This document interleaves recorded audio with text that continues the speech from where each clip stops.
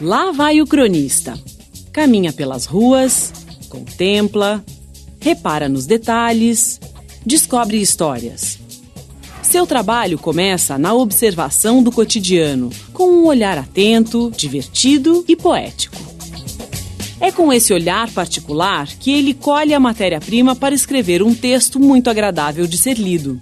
E lá está a crônica nas páginas do jornal, no livro e na internet, nos surpreendendo pela grandeza que o autor consegue dar aos acontecimentos do dia a dia. Na crônica Vista Cansada, o escritor mineiro Otto Lara Rezende destaca a importância de olhar as coisas à sua volta como se fosse a primeira vez, como em geral fazem os poetas. Se eu morrer, morre comigo um certo modo de ver, disse o poeta. O poeta é só isto, um certo modo de ver. O diabo é que de tanto ver a gente banaliza o olhar. Vê não vendo. Experimente ver pela primeira vez o que você vê todo dia sem ver. Parece fácil, mas não é. O que nos cerca, o que nos é familiar já não desperta a curiosidade. O campo visual da nossa rotina é como um vazio. As primeiras crônicas apareceram ainda na antiguidade. Durante a Idade Média, relatavam eclipses, eventos da realeza ou ainda as viagens e novas descobertas. No Brasil, a carta que Pero Vaz de Caminha escreveu em 1500 ao rei de Portugal já continha elementos do gênero. Dava conta das impressões do autor sobre a chegada ao Brasil. Andam nus, sem nenhuma cobertura. Nem estimam de cobrir ou de mostrar suas vergonhas. E nisso tem tanta inocência como em mostrar o rosto. Ambos traziam os beiços de baixo furados e metidos neles seus ossos brancos e verdadeiros de comprimento. A crônica tem esse vínculo com a história, né? Com fatos ocorridos. Mas o que ela tem de diferente é o ponto de vista do cronista, daquele que olha a história, olha para aquilo que aconteceu e tem um modo particular de ver aquele acontecimento. É o que acontece com o Pero Vaz. Ele vem de Portugal, ele vê o Brasil a partir do que ele conhece. E ele não consegue compreender o povo, a população que estava lá, os hábitos, os costumes. Então, ele interpreta à luz do que ele sabia. Então, nesse sentido, a gente pode considerar a Carta de Caminha como uma crônica. No final do século XIX, a crônica começou a circular nas páginas dos jornais e foi ganhando espaço e dia definidos para ser publicada. Leitura leve e agradável, a crônica não tem o compromisso de informar o leitor, como acontece com a notícia. Então, a crônica ela é híbrida, desde o nascimento. E esse híbrido está entre a informação e a não informação. Porque no momento em que o cronista começa a criar, dar comentários, pegar um fato, né, e ver à luz do seu olhar, ele deforma. Não é? Então, não é a informação que conta na crônica, mas é um modo especial de ver um acontecimento. E isso, dentro do jornal, cria uma diferença, né, mostrando um lugar onde é possível que a ficção penetre. Além de jornalistas, a crônica atraiu escritores e poetas brasileiros, entre eles Machado de Assis, Olavo Bilac, José de Alencar e Raquel de Queiroz. Mas nem todas as crônicas que estão no jornal vão para o livro, porque essas mais datadas ficariam meio sem lugar. E a crônica literária, ela cria personagens. Então você vê que o cronista parte de vivências, da experiência, né, com acontecimentos do cotidiano. Então, aquilo que era uma pessoa ganha um status de personagem. O premiado escritor e jornalista Ivan Ângelo ajudou o gênero crônica a conquistar o gosto do público. Eu fui jornalista durante 50 anos da minha vida. Mas depois que eu me aposentei, né, eu tive convite e interesse em passar a escrever crônicas. É uma forma de continuar na imprensa, no jornalismo, mas sem fazer jornalismo. Então eu participo mais da cidade e tenho mais liberdade para mim mesmo. toca o interfone. O porteiro quer saber se o motoboy da farmácia poderia subir.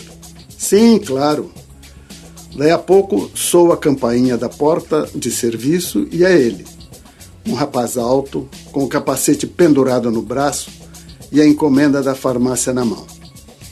Tenho de conferir a nota, dar-lhe o cheque, assinar o protocolo e é tudo. Ele sai, vai esperar o elevador no hall, encosto a porta. Só encosto, porque pretendo abrir o pacote e jogar a embalagem na lixeira. Quando abro a porta, ele ainda está lá e chora alto. A crônica, ela precisa de um contato direto com o público, com o leitor, com as pessoas que vivem na mesma cidade ou no mesmo país que você. Então é uma conversa que precisa ter o emissor da palavra e o receptor da palavra. A crônica faz essa mediação muito bem. Abri a porta já falando, amigo, e nesse momento vejo entrar pela porta do elevador com a sua dor escondida pelo capacete. Percebo na hora que havia colocado o capacete para que os passageiros não vissem que estivera ou estava chorando. Não atende ao meu chamado. A porta automática se fecha. Corro a olhá-lo da varanda. Sai do prédio, sobe na sua moto, dá a pedalada de partida do motor e segue ereto, rosto indevassável, como qualquer motoqueiro sem sofrimento. Faz aquele bamboleio na curva e é absorvido de novo pelo anonimato.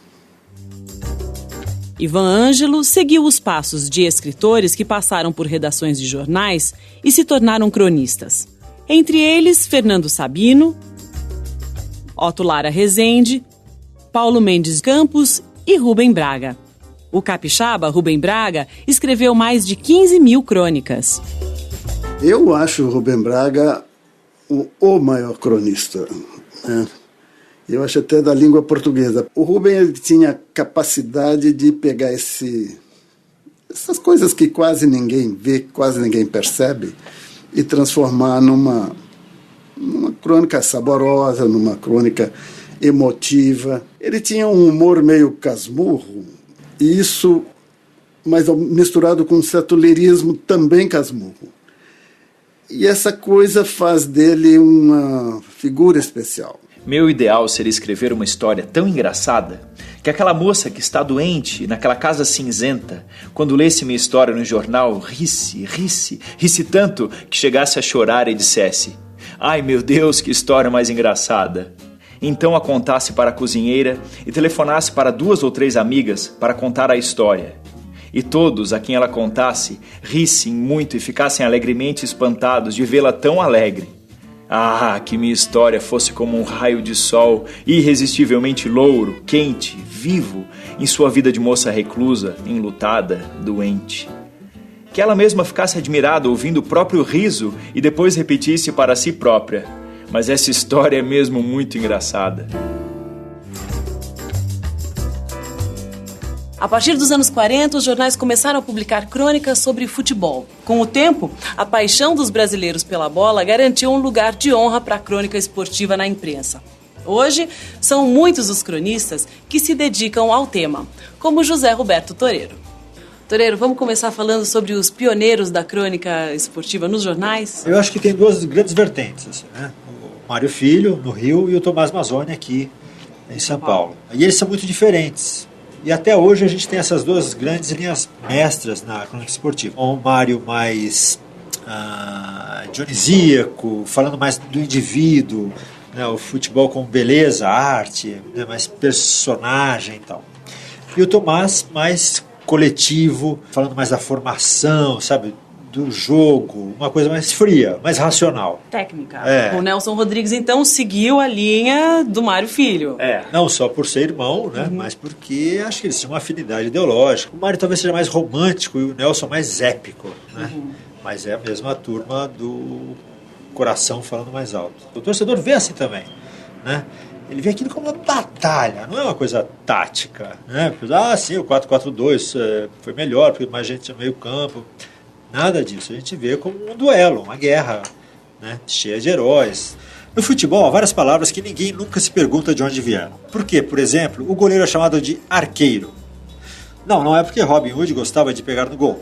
É porque os primeiros jogos nas universidades inglesas usavam as arcadas como traves. Logo, quem ficava entre elas era o arqueiro. Eu escrevia no Jornal da Tarde, né?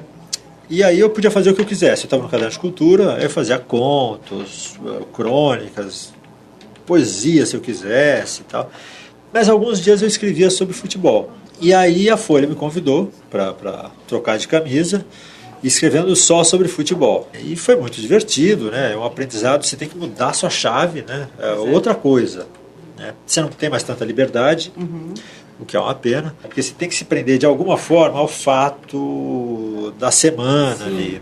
Já o verbo marcar teria sido usado pela primeira vez em 1917 pelo lendário zagueiro ponte-pretano Sovaco de Cobra. Depois de levar um drible por baixo das pernas, ele teria dito: "Vou marcar aquele ponta desgraçado". Na jogada seguinte, Sovaco usou o verbo no sentido original, ou seja, deixou os sulcos de sua chuteira impressos na testa do atacante.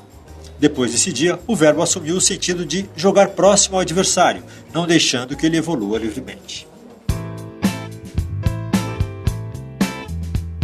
Falar de futebol, de um fato corriqueiro ou de uma lembrança, tudo é possível para o gênero crônica. O que importa para o autor é tratar o leitor como um amigo próximo e saber que vai ser compreendido.